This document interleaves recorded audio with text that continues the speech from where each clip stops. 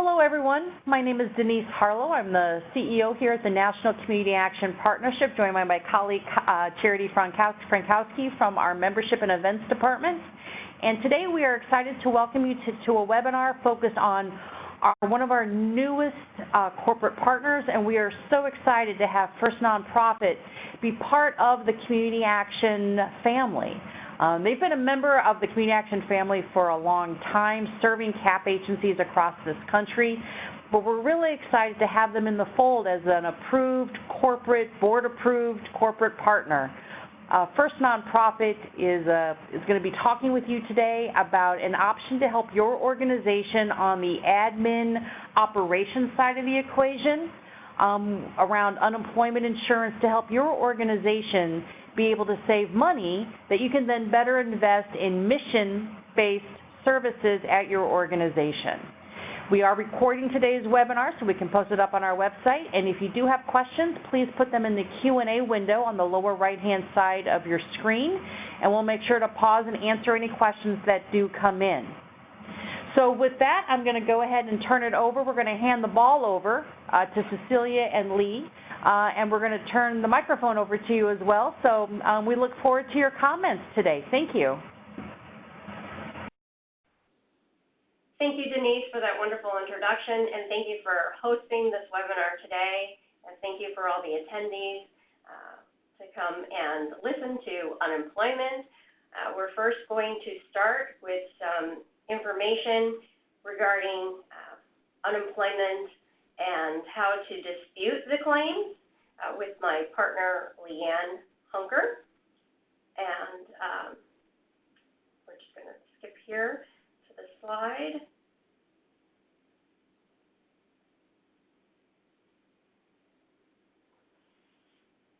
To give you just a little bit of information about First Nonprofit, we have been insuring the nonprofit sector since 1978. With unemployment, we have been providing the unemployment programs for over 20 years, and we handle over 2,000 nonprofits nationwide, managing their unemployment from a claims administration standpoint and also from a risk standpoint of reducing their costs. We serve 501c3 nonprofits, government entities, and Native American Indian tribes. Leanne is going to start us off and give us quite a bit of unemployment tips and information on some hot topics that are trending right now surrounding employment. And being preventative is one way to reduce your unemployment costs. So Leanne is with Equifax Workforce Solutions, and they have been a premier partner with us for over 15 years, and she has had extensive experience with unemployment for over near 20 years. She is the expert when it comes to national unemployment, so I'm going to go ahead and turn the ball over to her. All right. Thank you so much. Okay, so to get started here, we're kind of going to focus on our 4 kind of keys to success, I'd like to call them, related to proactive management of your unemployment program, as well as protecting your dollars and preparing for when an unemployment case comes about. So first key to success is obviously providing timely responses to the state agency and including all details of the separation and supporting documentation. I think historically we used to sometimes as employers hold on to that information until an unemployment hearing was called or something of that nature, but it truly is a best practice to assure that you're presenting that information to the state agency as early as possible. That likely is going to assure that the claim payment never begins and probably alleviate and prevent you from having to spend time and effort and maybe a little bit of anxiety preparing for an unemployment hearing. So second kind of key to success, make sure that you understand the difference between voluntary resignations, discharge cases, and who has the burden of proof, depending on which type of separation you're dealing with. Third key to success is always documentation. It's probably the most important thing, so we'll spend some time talking about how to assure that you are covered from that perspective. So certainly composing effective written warnings and requesting resignation letters are really the cornerstone of that documentation. And then finally, fourth key to success, being prepared for unemployment hearings and just assuring that you understand the importance of firsthand testimony when it comes to getting prepared and having the right witness available.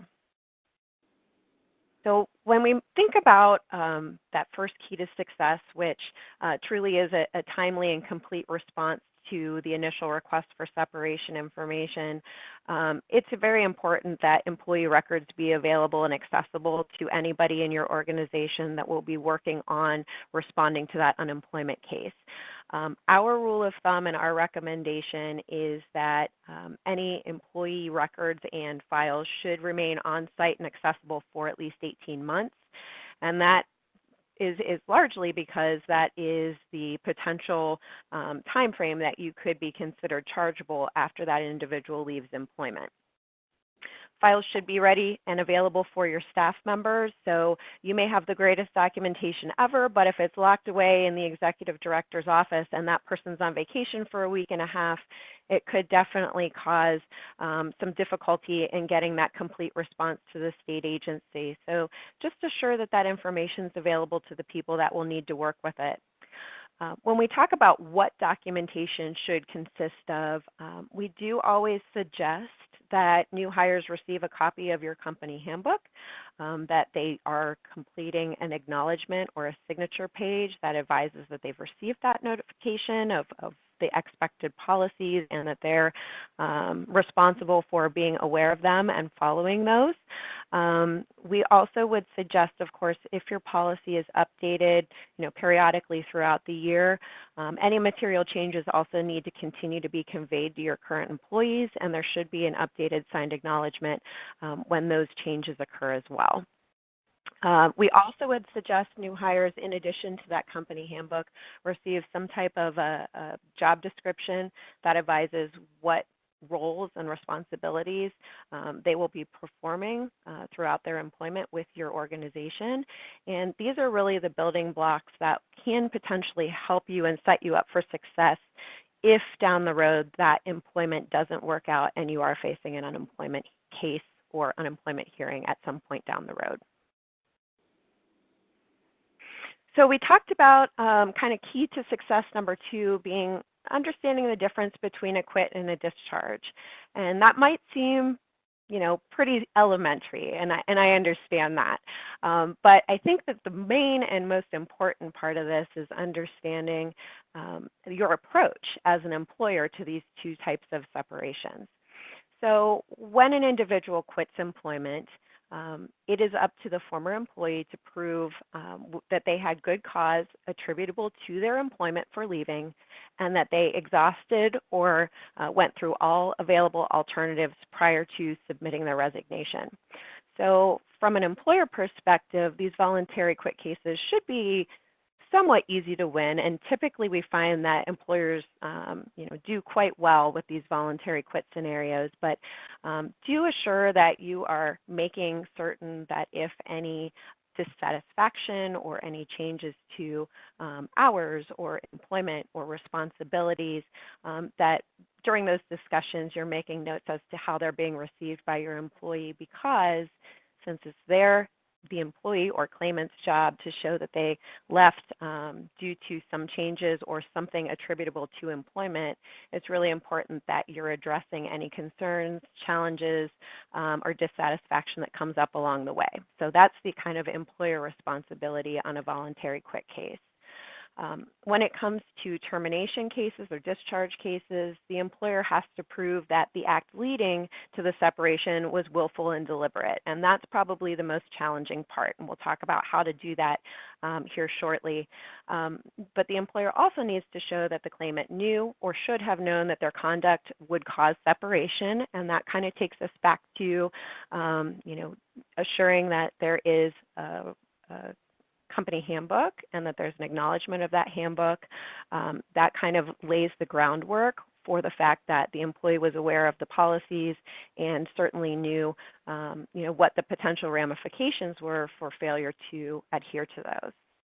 And then finally, and the part that sometimes gets left out, but I think is very moving oftentimes to adjudicators, is have the ability or at least include and explain how that claimant's actions could have caused harm to you as an organization or your employees, whether that be, loss of funding, whether that be loss of certifications, whatever those types of potential, the reason that the rule exists is likely to protect you, protect employees, protect the program. So don't forget to include that type of information as well in your response to the state agencies. It certainly can be meaningful and helpful. So we talked about how the termination cases are the ones that are most challenging oftentimes for employers. When we're talking about termination cases, oftentimes the state agency is going to determine eligibility really with their focus on that final incident that led to the separation. While some states will look at the entire length and depth and breadth and anything that occurred from the date of hire all the way to the date of separation, oftentimes their focus is primarily going to be on that final incident. So if you do an excellent job of documenting maybe a written warning, a final warning, and then there's a termination and you fail to adequately document those final infractions and final details, sometimes that'll put you in a bad spot. So just know that the state agency truly is going to be most critical of the details surrounding the final incident. But when we talk about effective documentation, there are a few components that really should be included. One of those is reference to the policy violated. You can certainly, put an excerpt of that policy in any written warning. You can reference page number. You can reference paragraph. All of those things are very effective ways to assure that you have a good solid footing as to, what infraction occurred. Formal and corrective action warnings should be issued, and we always recommend, that there should be no question from the employee as to why there are some type of progressive action being taken. So this gives an opportunity to have something in writing that the employee can see that can become part of the file. So there really should always be some formal discussion, and it really should be as close as possible to the infraction as you can get it. When we allow maybe a week or 2 weeks to occur or to pass between the date of the infraction and the date of the warning, that sometimes can be to your detriment. Any effective documentation does include consequences, so particularly if we're talking about maybe a verbal warning or a written warning, the employee should know what will occur if that infraction happens again. So it may be, for example, notification that it will result in a suspension, that it will result in termination, that it will result in a performance improvement plan. There should always be some consequence provided. When these formal action notifications take place, we always recommend that a witness be available to participate in those conversations, and that certainly is for a couple of reasons. First and foremost, we know that sometimes that last element, which is the employee's signature, is a challenge to get. In fact, some employees may purely refuse to sign. One recommendation, or I guess I should say 2 recommendations. One way to handle that is to assure that you've got a second witness in the room so that you've got 2 individuals from management or HR that can certainly confirm that the conversation occurred and what the details of that conversation were. a second recommendation, and sometimes this works, sometimes it doesn't, which is to make sure that the employee knows that their signature on the corrective action document doesn't necessarily mean that they agree with the information that's been included, but simply that they understand that that corrective action is going to become part of their file. Sometimes they may refuse to sign it, but you may want to ask if they will just initial it to confirm that they received a copy.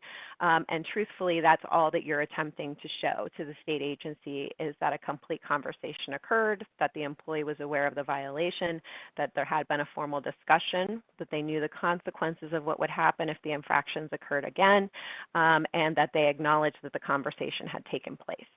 So those are best practices for working on those termination cases and having success.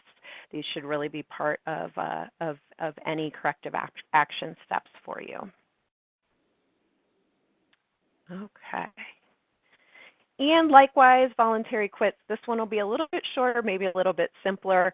As I mentioned, voluntary quit cases typically do favor the employer. We do suggest that you ask for a 2-week notification period within your company handbook. That's customary. The state acknowledges that. And obviously, of course, that can help you manage your responsibilities and workforce a little bit better. If there is a verbal resignation offered, it should be requested that that be put in writing. Now, it doesn't have to be handwritten. It certainly can be by email. But ultimately, what you're really looking for is some type of document that can be included in the employee's file where the employee themselves is advising that they've quit. The important information is the date that that resignation is offered, a reason, simple or in-depth, depending on what the employee will provide to you, as well as their intended last day of work and, of course, their signature. We would also suggest that whoever receives that resignation letter kind of either initial it or put their name on it as well.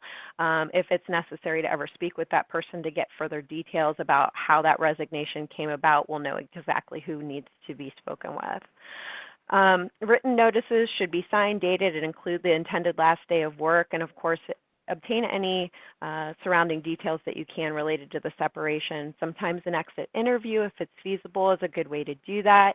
Ultimately, what you're trying to do, at least with the mind to unemployment cases or those that might become unemployment cases, is to assure or get an idea as to whether or not that employee does have any grounds or any standing to claim that there was some type of discontent or unhappiness with their job that they're going to use as a constructive reason for quitting.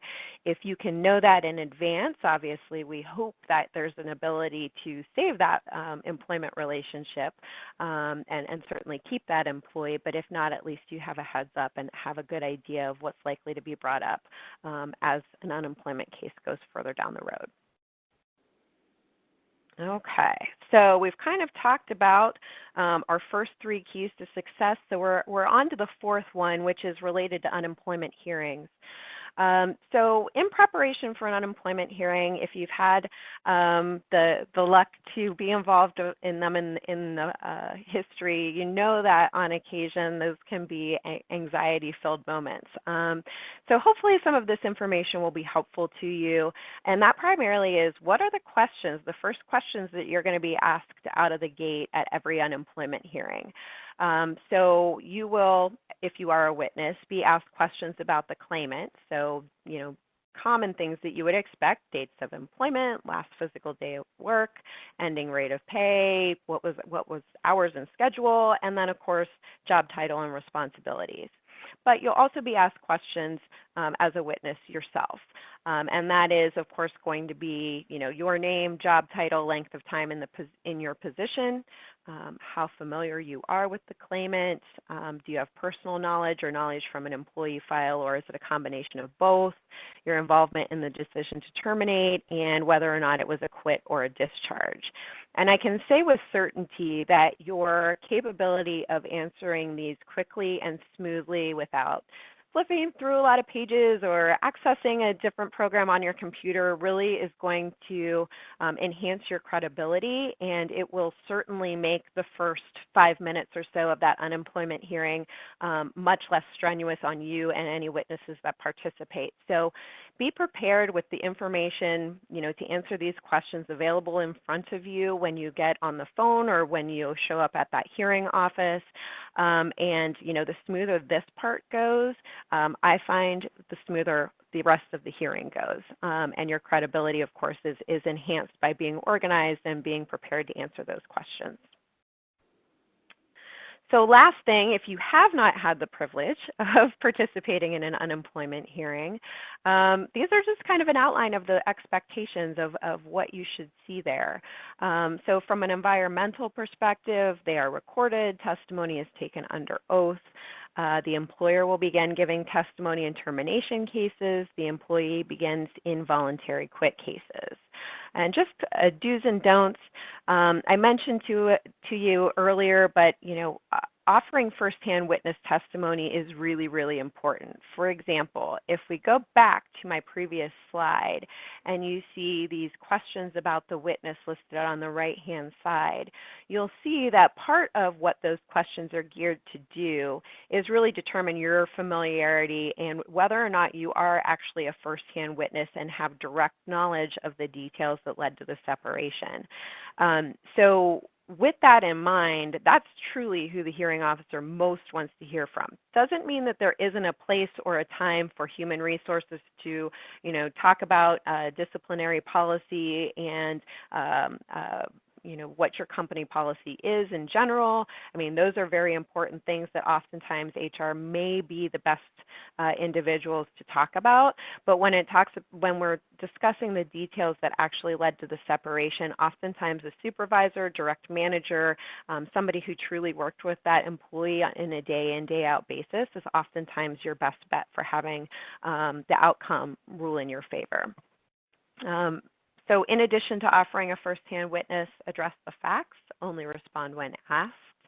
Try to remain unemotional, sometimes challenging, but it definitely works in your favor. Rebut any claimant statements that are false, and offer a closing statement that supports the reasons the claimant should be denied benefits.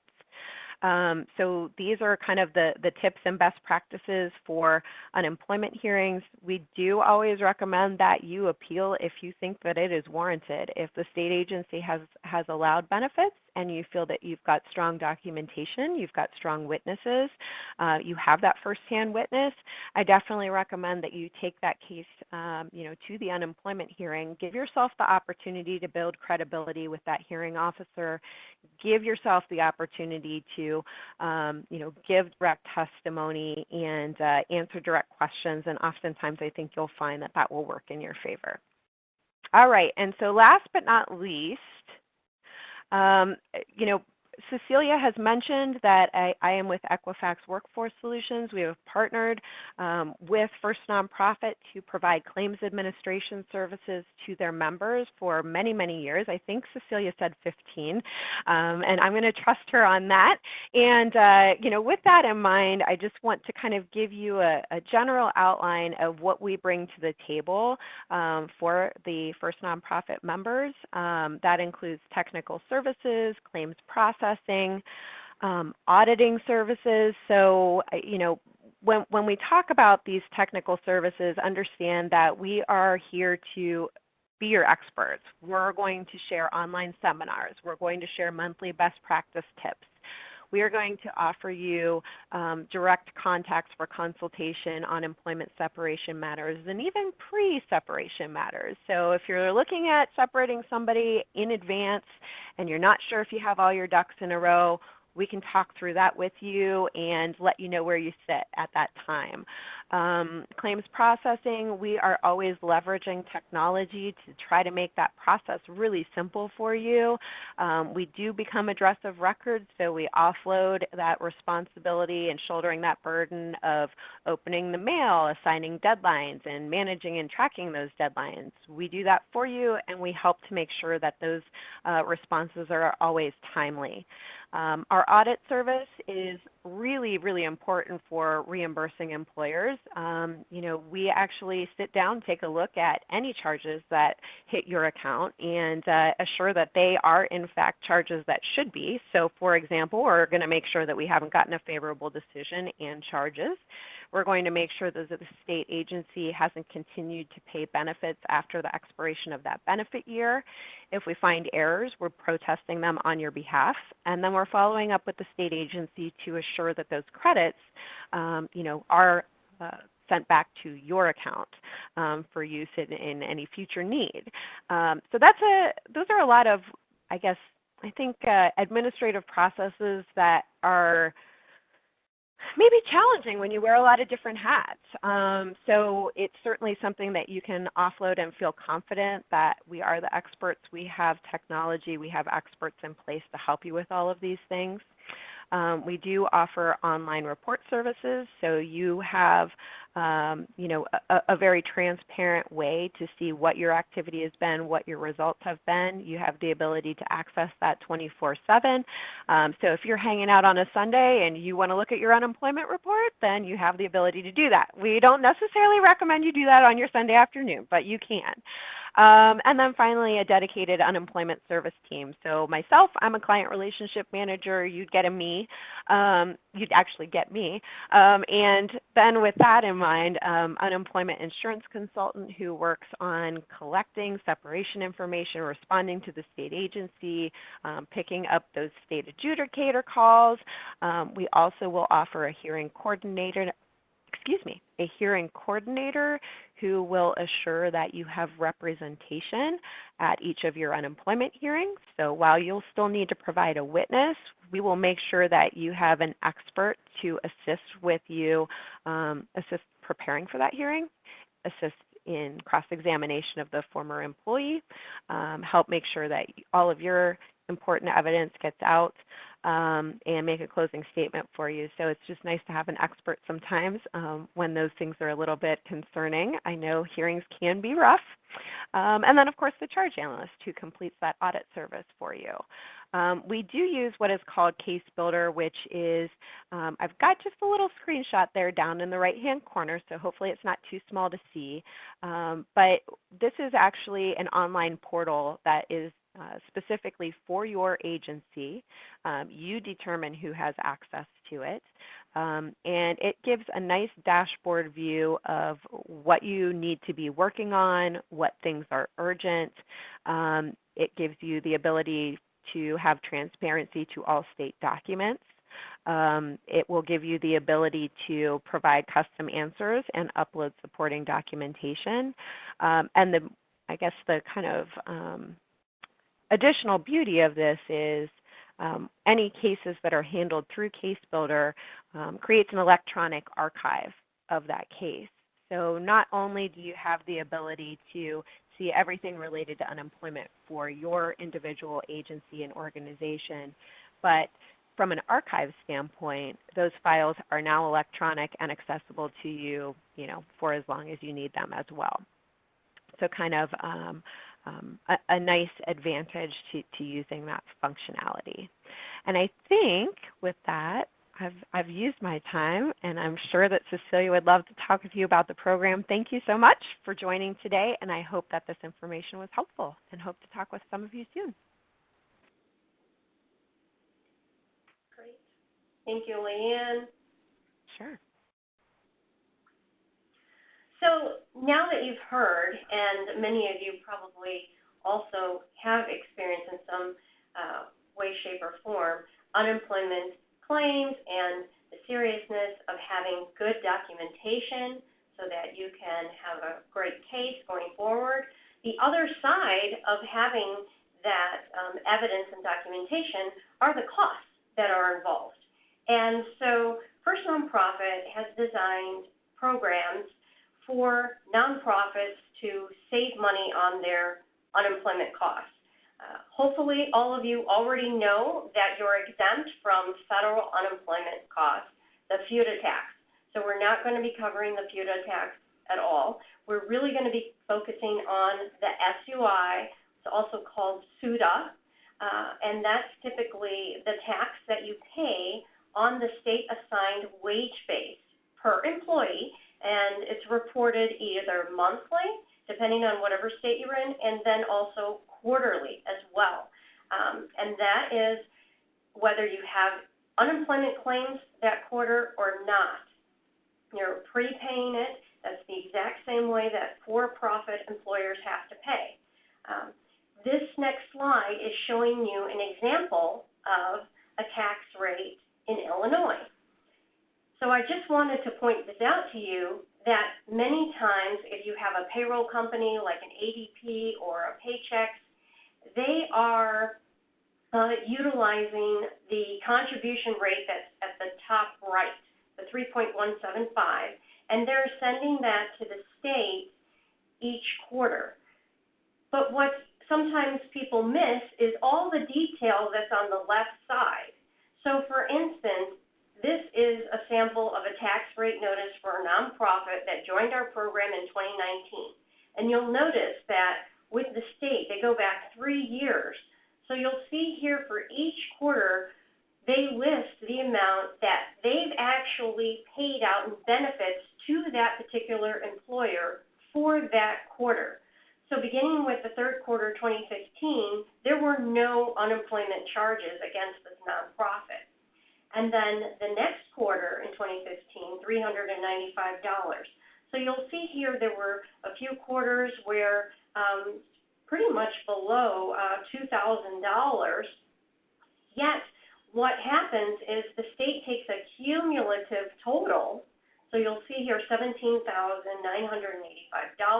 and then it's immediately multiplied by a benefit conversion factor. And really what this is the state's admin cost, okay? So now the employer is paying back over $24,000 of benefits, charges that have stemmed from almost 3 years ago that are still computed in their rate calculation. And then it's multiplied by the state experience factor. This varies depending on what state you're in, but each state has an additional reserve cost. And then if the employer has ever been late on any of their filings, there could potentially be an additional penalty that's assessed. And then each of the states have a fund building rate, and that's for the employers that have gone out of business.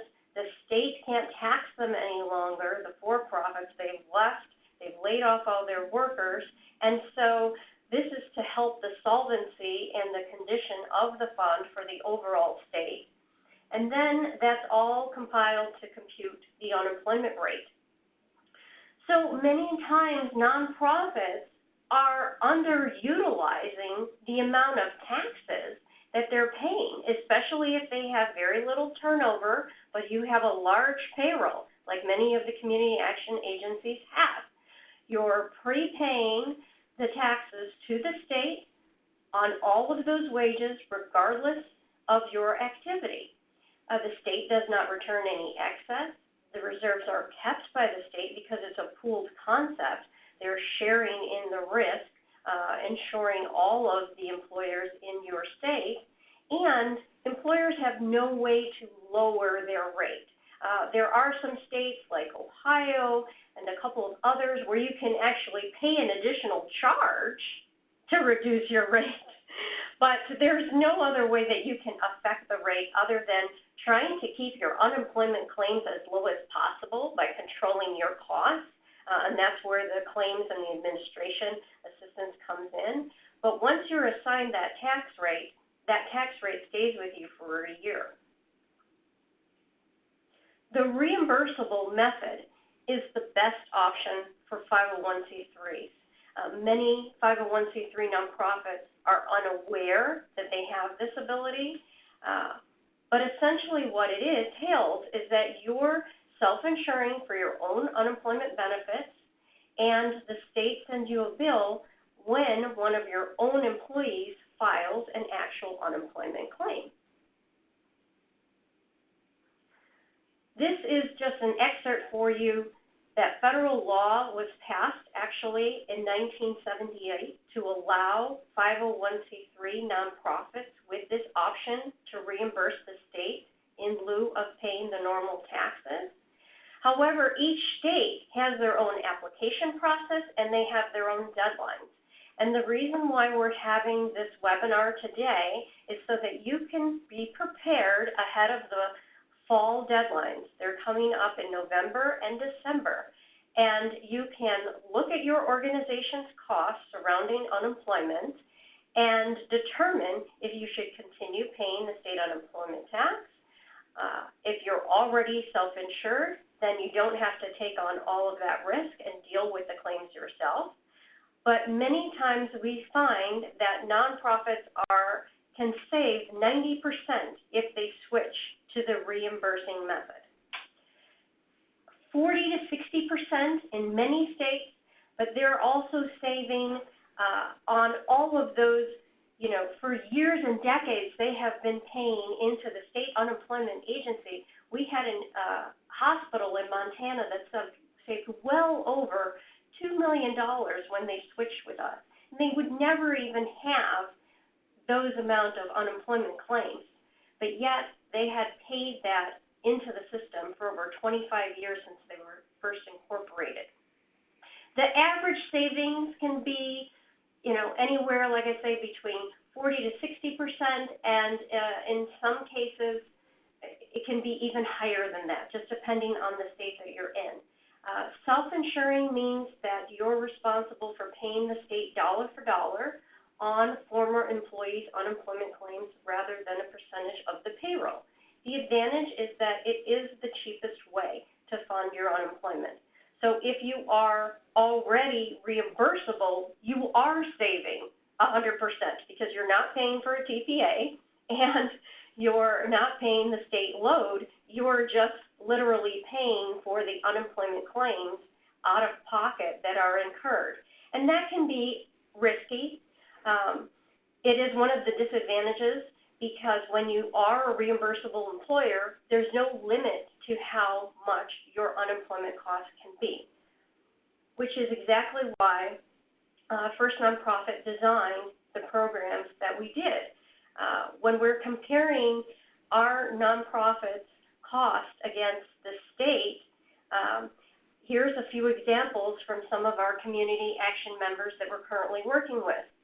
So an example of an agency that was paying over $157,000 to the state. Yes, they had a fixed rate for 1 year, and they had full coverage. They have no exposure. The state has to pay all of the claims that come through. However, what's built into their rate is a pooled rate. There is no refund if their claims come in less, and they don't receive any assistance on fighting those claims. The employer has to, again, pay out of pocket, either to have an attorney present to represent them or their staff time in fighting those unemployment claims. And again, the state is going to adjust their rate every year based on the experience. And if it's a state like Illinois, where many states do use more than 1 year of experience, they use 3 years many times of experience to come up with a new mod. So if you've had restructuring or a layoff, that is going to stay with you for the future 2 or 3 years with a high rate. So one of our most popular programs with Community Actions is our bonded program. This gives you a fixed fee, and with this program, there was a $43,000 savings between what this client was paying to the state versus the $114,125 with us. And with our program, we can actually lock the rate in for 1 or 2 years, depending on your state. It's full coverage and includes all of the claims assistance with our partner, Leanne at Equifax. And it's a complete transfer of risk. So essentially what we're saying is that we will give you a rate as well, and you can budget that amount for the 4 quarters or 8 quarters, and then First Nonprofit will handle the deposits to the state. And then there's a true-up at the end of that contract. So where the state doesn't give you any refund back for a good claims experience, we actually do give you an experience credit option and or a refund, depending on how the client prefers to have, if they are eligible and they do receive a credit back. They can get it in a monetary refund, check payment, or a credit off their next renewal. and they're receiving assistance on the claims. So each year, Equifax saves our clients millions of dollars on protested claims, on overpayments and errors that the state makes. One of the things that an employer cannot control is when the state does make an error, and that's just put into their rate. There is no way for them to find that. But with the auditing and the background that Equifax also does with First Nonprofit, we are challenging those overpayments because we either have the documentation to prove that the person was denied unemployment, so why are they showing up on this bill 3 months later?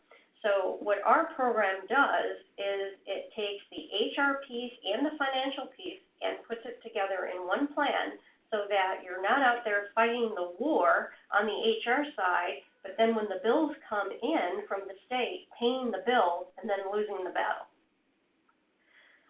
The other program that we have is the Unemployment Savings Program. And so what we like to do is give a nonprofit the choice. Would they like to have a lower cost? This program in this example was $95,000. So it was a $61,000 savings against what this nonprofit was paying previously to the state. They did have a fixed option for 1 to 2 years. The difference is really in the insurance layer. So instead of us picking up all of the risk from the first dollar and having full coverage, it's like a high deductible plan, similar to what they have for health savings accounts now with health insurance. There's no pooling again. The nonprofit owns their money. So the reserve and any interest is owned by the nonprofit. They can accrue their own escrow balance, and First Nonprofit pays interest to our nonprofit clients on their balances. So if there is a surplus left, they have the ability to ask for a refund or to just let it roll over and continue to earn interest for the agency. Last year, our members received 4.07% in income, so that's definitely better if you're keeping that money in just a regular operating account at your agency. Plus, you can manage and see this account through our online portal as well. In this example, you'll see that there is stop-loss coverage that kicks in for a nonprofit, and that coverage is for each calendar year. So it's very good coverage, and the thing is that it's also a nonprofit entity in its own right. We manage the program, but all of the members own their own funds, and it's very unique in the industry. There's a portal, so it's very transparent that you can log on, and if an auditor comes to your place of business and says, we'd like to see your June 30th unemployment statement from last year, you can quickly log on, pull that document up for them, and see exactly what the activity was, your beginning balance, your ending balance, and the unemployment activity. And of course, all of our programs include the claims administration services. It's such a key component to bringing your overall claims costs down. Having the HR piece and challenging those claims is key. So both of our programs include that. I wanted to show you some examples of what some of your colleagues in the CAP community have saved with us. 131 employees. That particular CAP agency was paying $152,000.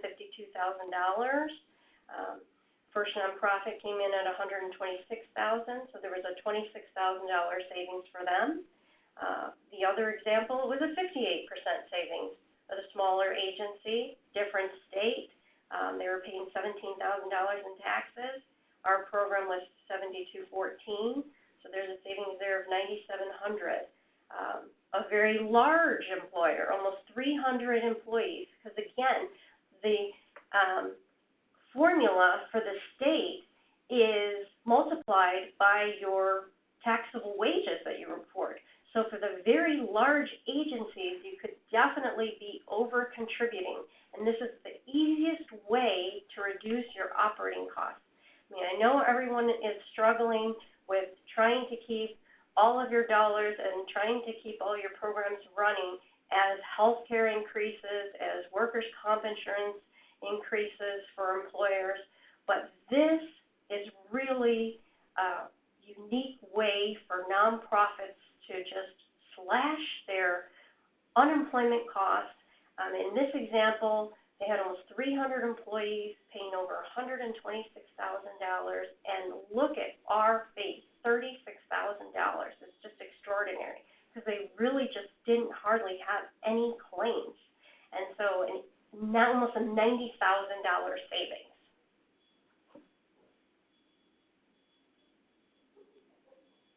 And what your colleagues are receiving are tailored options to meet their needs.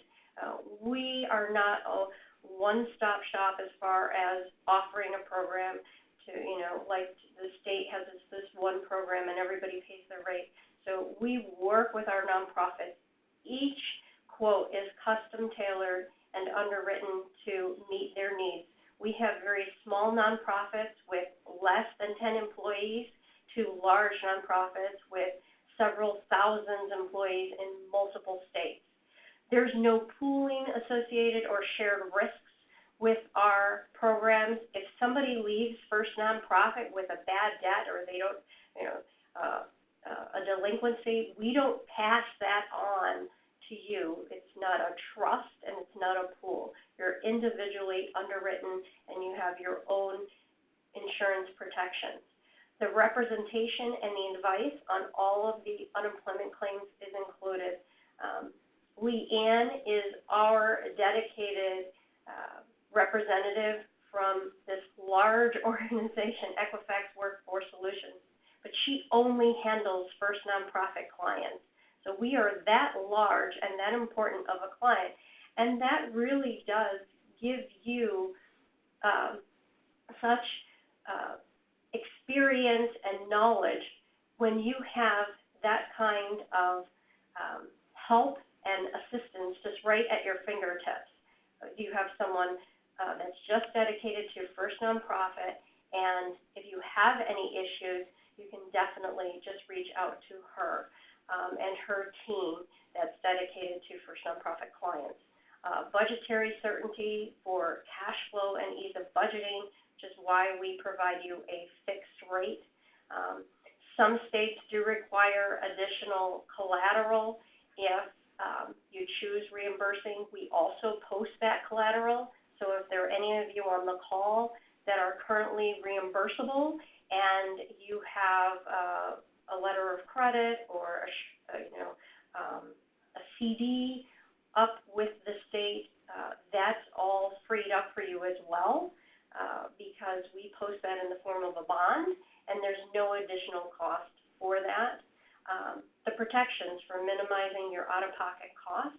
Well, we understand that nonprofits are working with tight dollars, especially now in this economy. Things are very tight.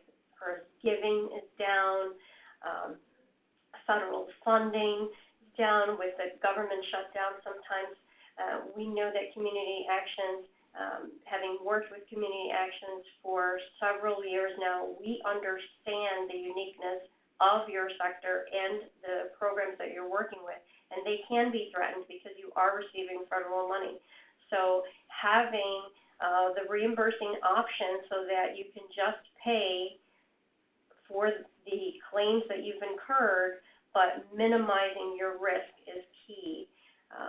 Providing management and your funders with detailed reports, giving online access to your own account that you have convenient access to through a portal is also very helpful. And then the other thing is that there's no change to your employees. So even if you make this administrative change, really that's available to you as a 501c3 employer, it's your right to choose this option. There's no change for your employees. they're not going to be harmed or reduced in any way. If they are entitled to receive an unemployment claim and the amount, they will receive it. They will still file their unemployment claim directly with the state, and we will be there to support your agency and your decision. If you want to protest that claim, that is still entirely up to you. We're not taking those rights away. We're just enhancing your ability to be successful in whichever determination, whichever way you want to go. If you're contesting the claim, we'll definitely help you protest the claim. If it's a fraudulent claim, we're definitely going to make you aware of that as well. There have been a lot of fraudulent claims lately made by people who have stolen Social Security numbers and are filing false unemployment claims on nonprofits that have those employees still working, and their employees' claims are compromised and their identity is compromised. And we've had many of those claims come up, and the employer says, well, Cecilia, this person, Jay, he's still working. He's not filing an unemployment claim. So there's, those protections in place as well through all of the auditing and the assistance that you're receiving. Many of the employees can file their unemployment claims online now. So it's really opened up, that to hackers. Cash and refunds and interest earning options, those are all available with First Nonprofit programs that you don't receive with the state agency. And most importantly, we have a 98% retention rate that we're very proud of with our clients across both of our programs. So once you start working with First Nonprofit, we don't have agencies leaving. The CAP agencies that we are working with, there's over 50 community action clients covering nearly 10,000 employees across the country, and they represent 17 states. I have them highlighted there in blue for you, but they are saving millions of dollars each year. And Lakes and Pines in Minnesota actually has been an account with us since 2007. And as their testimonial says, they had at one point huge layoff and hit their insurance limit. And as a benefit, First Nonprofit was able to come in and pay those claims for them that they would have otherwise had to pay out of pocket had they been reimbursable themselves. And had they not been reimbursable, they would have been in the tax agency paying the state rate and then, experiencing a huge increase with their state rate. So they have been with us since 2007, and many of our community action agencies have been with us for several years. We're proud to be partnered with the National Community Action Partnership, and I'd like you to know that you're also in good hands in your individual states. We're represented by the state nonprofit associations across the country, and these are also other nonprofits that we support. So who can actually participate in the program? Just to recap for you, 501c3 nonprofits, and any nonprofits that are already self-insured or reimbursable if you have taken that step. If you haven't, we'll do a free analysis for you to determine what your savings would be. Also, if you're not delinquent with the state, if you do have any delinquencies or any liens against your employer ID, those would have to be taken care of before the state would allow you to switch. And all the CAP members receive a complimentary UI analysis. So what we look at is your wages, your tax rate, your claims experience, and for the last 3 years, and that really determines what level of savings that you could have. And if we can't save you any money for any reason, which is unlikely, 9 times out of 10, we can save CAP agencies money, but if for some reason we can't save you any money, that's going to come out in the analysis, and then we'll let you know, and you'll also see for yourself that you're better off paying the state. But many of your colleagues have been able to save money with us. You can get a free quote directly from us after this webinar. You can also get our information from Denise's organization at the CAP website. And again, we're looking for your unemployment history for the last 3 years. This is the time to really do this research. September 15th, we're adding in another bonus there for an early bird discount. But the deadlines are just coming up around the corner. You know, I know that the summer is here and it's almost gone because Labor Day is around the corner. November and December, the states have very strict deadlines on when they allow nonprofits to switch. So think of it kind of coinciding with open enrollment for health insurance. This is your chance to really change the direction for your operating costs for 2020, but you have to make your election in November or December, depending on your state. And it's hard to decide what you should do if you haven't done that analysis. So we're providing you with a free analysis. Usually the turnaround time is about 7 to 10 days. If you get us the information that we need, it's free. And if we can't save you any money, we're going to let you know that as well. So there is nothing to lose except for the ability that you might be, there's a good chance that you're likely leaving some valuable operating money on the table with the state. So I will have questions and answers that I can open it up to here if Charity would like to open up the call. And we've got our contact information there that I'd like to share with you. Both Leanne and I, there's our contact information for you. So thank you so much, and we'll take questions now if anyone has any questions.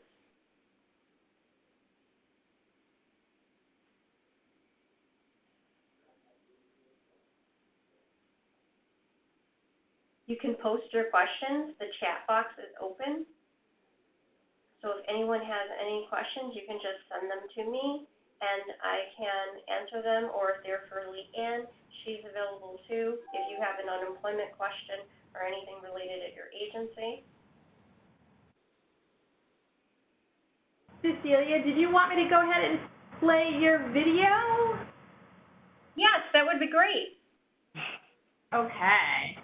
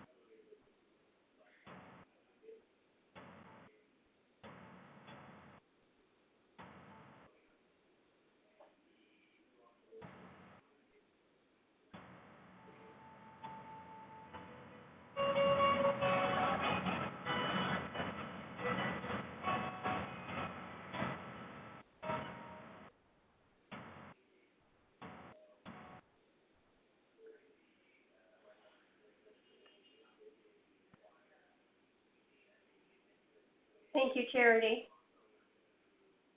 Of course, of course. Well, everybody, this is the end of our presentation. Thank you so much, Cecilia and Leanne. We really appreciate you coming and sharing all of this information with our network. As you guys remember, we will have this posted. We've recorded the webinar, and we have it posted. It should be out probably tomorrow. It takes about 24 hours. But we encourage you to then pass on this information so that other people on your team might watch the video and learn all of the benefits from First Nonprofit and be encouraged to save some money, because in the end, it's lots of money that you'll be saving, and you saw that from the testimonials, like the agency in Minnesota. So we have our convention coming up in just a couple of weeks. Cecilia will have a team there, so if there are more questions, any questions that you have for her team, that one-on-one time will be available at the conference in Chicago in just 2 weeks. So, yay, we will see you there. Okay. Then also, oh yes, we're very excited to have you. Then also, in January, we will be having our conference in San Juan, Puerto Rico. So, I know, January, Puerto Rico. Woo! Perfect. Yeah, we really are excited to go to Puerto Rico and frankly to come bring the spirit of community action to Puerto Rico and help in whatever way we can after the devastation of Hurricane Maria. So thank you again, ladies, and thank you again for being a part of our webinar. Thank you. All right. Thanks so much. Everybody have a great afternoon. Yes. Bye-bye. Everybody have a wonderful afternoon. Bye. Bye. Thank you.